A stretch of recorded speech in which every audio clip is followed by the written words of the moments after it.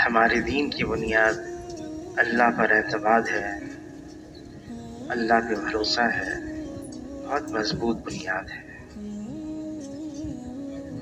کہ اللہ کی طاقت، اللہ کی قوت، اللہ کی قدرت اتنی زبردست ہے، کوئی اللہ کو عاجز کر نہیں سکتا، نہ زمین پر نہ آسمان پر۔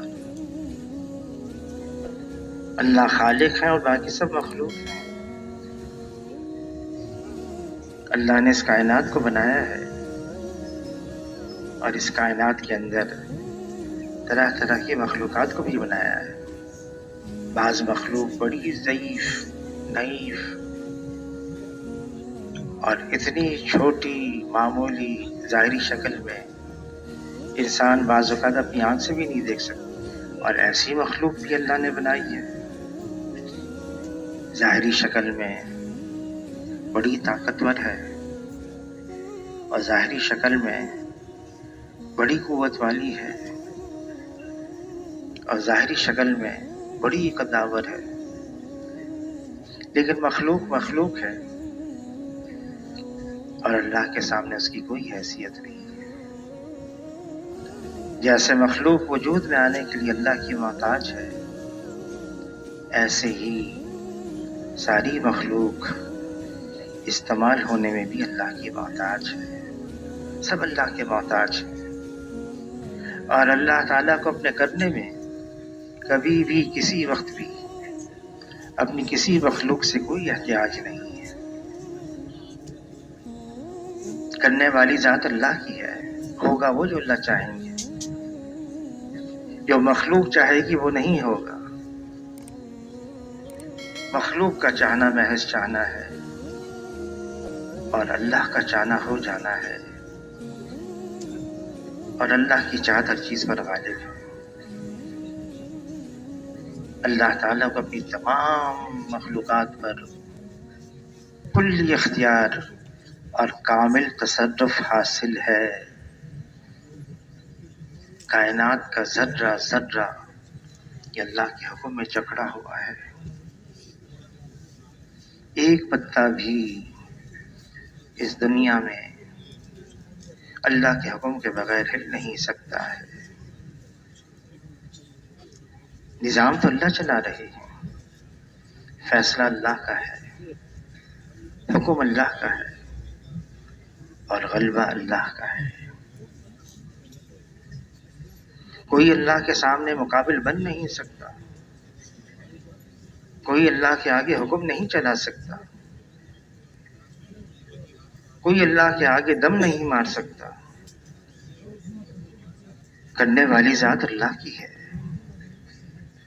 دنیا کی تمام حکومتوں پر اور دنیا کی تمام سلطنتوں پر اور دنیا کی تمام بادشاہتوں پر ایک اللہ کی بادشاہت ہے۔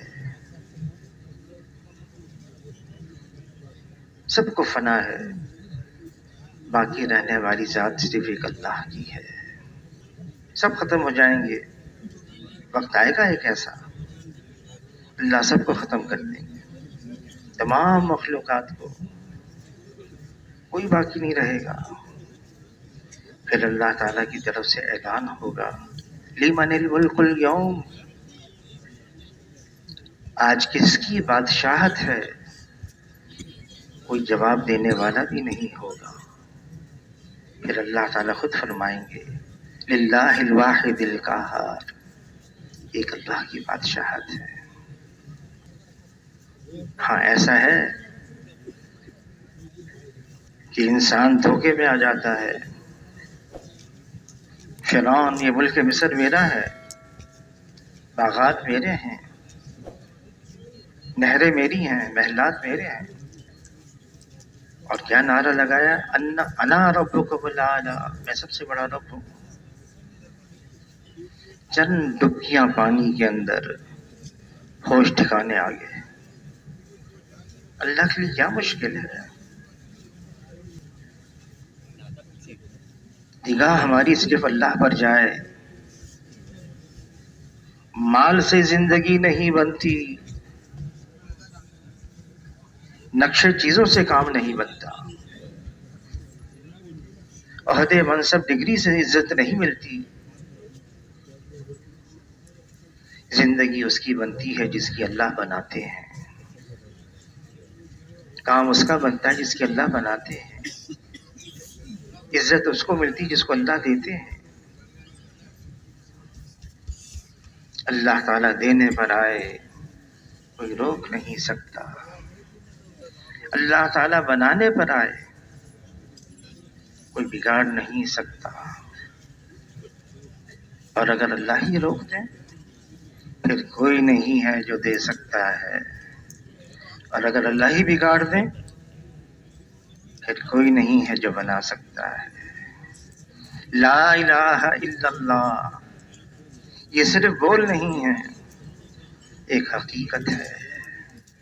لا الہ الا اللہ یہ کلمہ ایمان ہے، لا الہ الا اللہ یہ کلمہ حق ہے، لا الہ الا اللہ یہ کلمہ توحید ہے، لا الہ الا اللہ یہ کلمہ اخلاص ہے، لا الہ الا اللہ یہ کلمہ معرفت ہے۔ یہ اتنا وزنی کلمہ ہے، اگر سات زمین اور آسمان کے اوپر اس کلمے کو رکھ دیا جائے تو سات زمین اور آسمان اس کلمے کے وزن سے دب جائیں۔ یہ وہ کلمہ ہے جس میں لا پہلے ہے، نفی، انکار، لا، اللہ کے علاوہ جو کچھ ہے وہ اللہ کا غیر ہے، وہ اللہ کا ما سوا ہے، وہ اللہ کا سوا ہے، اور جو اللہ کا غیر ہے وہ اللہ کے بغیر کچھ نہیں کر سکتا۔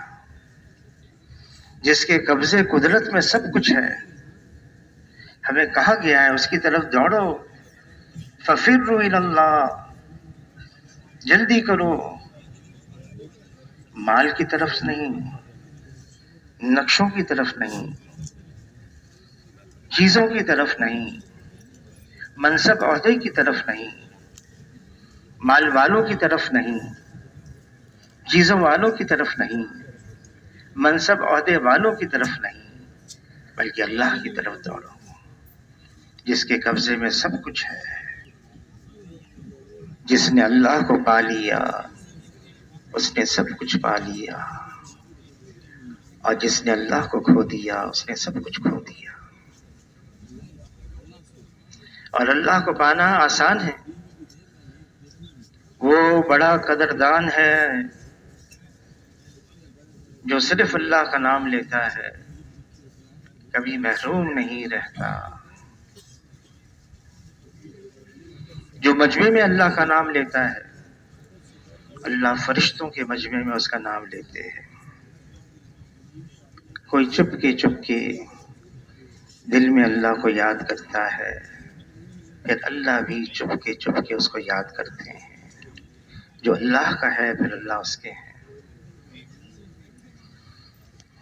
جو صرف اللہ کی طرف ایک بالشت بڑھتا ہے، اللہ ایک ہاتھ اس کی طرف بڑھتے ہیں۔ کوئی ایک ہاتھ اللہ کی طرف بڑھتا ہے، اللہ دو ہاتھ اس کی طرف بڑھتے ہیں۔ کوئی چل کر آتا ہے، اللہ کی رحمت دوڑ کر اس کو تھام لیتی ہے۔ اللہ کو پانا ہے، ہاں اللہ نے ہر چیز کے تحت ایک سبب قرار دیا ہے۔ اللہ کو پانے کے لیے بھی ان کنتم تحبون اللہ فاتبعونی یحببکم اللہ، حضور صلی اللہ علیہ وسلم کا اتباع کرو، حضور صلی اللہ علیہ وسلم کے راستے پر چلو، حضور صلی اللہ علیہ وسلم کے لائے ہوئے طور طریقے اپناؤ۔ یہ خلاف پیمبر کا صحرا گزید کہ ہرگز منزل نہ خواہد رسید۔ جو حضور صلی اللہ علیہ وسلم کے راستے سے ہٹ گیا وہ کبھی منزل مقصود تک نہیں پہنچ سکتا، اور ہماری منزل اللہ ہے، اللہ کی رضا ہے، اور اللہ کی رضا سب سے بڑی دولت ہے، سب سے بڑی دولت اللہ کی رضا ہے۔ حضور صلی اللہ علیہ وسلم کے طریقے یہ اپنانا ہے، اور پھر حضور کا مقصد بھی، حضور کا مقصد کیا؟ فرمایا جناب رسول اللہ صلی اللہ علیہ وسلم نے، میں دیکھ رہا ہوں لوگ جہنم کی طرف جا رہے ہیں، اور ان کی کمر پکڑ پکڑ کر میں ان کو جنت کے راستے پہ ڈال رہا ہوں۔ انسانیت کو جہنم سے بچانا ہے، انسانیت کو جنت کے راستے پہ ڈالنا ہے، اور اس کا طریقہ یہ ہے، اس زمین پر اللہ کی فرما برداری عام ہو جائے، اس زمین سے اللہ کی نافرمانی مٹتی چلی جائے، دنیا کے رہنے والے تمام انسان یہ اللہ کی اطاعت و فرما برداری میں زندگی گزاریں، اللہ راضی ہو جائیں گے۔ حضور کا مقصد یہی تھا۔ اب حضور صلی اللہ علیہ وسلم کے بعد کوئی نیا نبی تو آنے والا نہیں، اللہ تعالیٰ نے حضور صلی اللہ علیہ وسلم کو آخری نبی بنا کر بھیجا۔ اب ساری ذمہ داری حضور صلی اللہ علیہ وسلم کی امت پر ہے، جس نے لا الہ الا اللہ محمد رسول اللہ کا اقرار کر لیا، اس کے ذمہ یہ کام ہو گیا، مجھے خود بھی دین پر چلنا ہے، اس دین کو دنیا میں عام کرنا ہے، اللہ کی نافرمانی سے سب نکل جائیں، اللہ کی فرما برداری میں زندگی گزاریں، خواہشات والی زندگی چھوڑ دیں، من چاہی اس سے نکل آئیں، رب چاہی میرا رب مجھ سے کیا چاہتا ہے وہ زندگی اپنانی ہے۔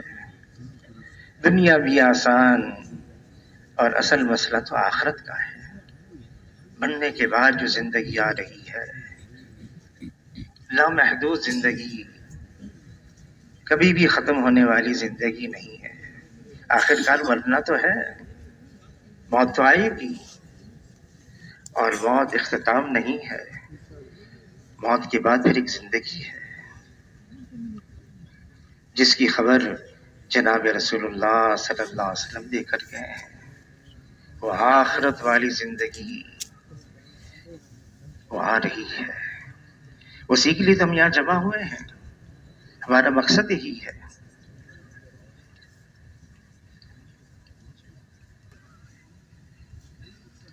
اب بیان شروع ہو رہا ہے، خوب اللہ کی طرف متوجہ ہو کر نیلی دل میں دعائیں مانگتے رہیں۔